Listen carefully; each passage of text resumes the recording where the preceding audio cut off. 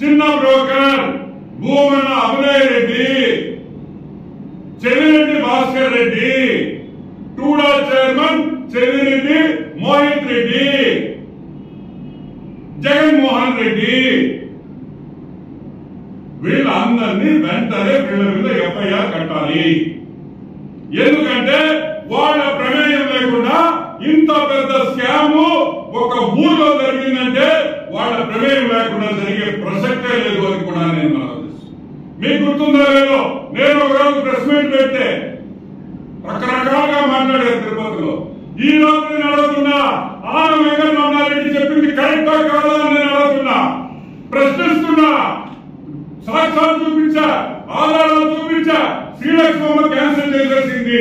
ఆయన 5,000 కోట్ల రూపాయలు ఈ రోజు ఈ రాష్ట్రానికి తెలుగుదేశం కూటమి స్ఫూర్తితో ఈ రోజు 5,000 కోట్ల రూపాయలు వృధా కాకుండా ఆపగలిగేదని కూడా గర్వంగా చెప్తున్నానని కూడా నేను మనవి చేస్తాను. సో ఈ రోజు ఈ 5 మంది ఎవరున్నారు దీంట్లో ఇన్వాల్వ్ అయిన అందరినీ వెంటనే అరెస్ట్ చేయాలి. అదే కాకుండా ఐఏఎస్ ఆఫీసర్ తిరుపతి కలెక్టర్ గా పనిచేసిన వెంకటరమణారెడ్డి, ఆయన్ని కూడా వెంటనే ఎఫ్ఐఆర్ కట్టి ఆయన కూడా ఈ స్కామ్ లో అరెస్ట్ చేయాలి అని కూడా నేను ఇంకొక ఉంది. మా నెల్లూరులో చేసిపోయిందా మీకు అందరికీ తెలుసు.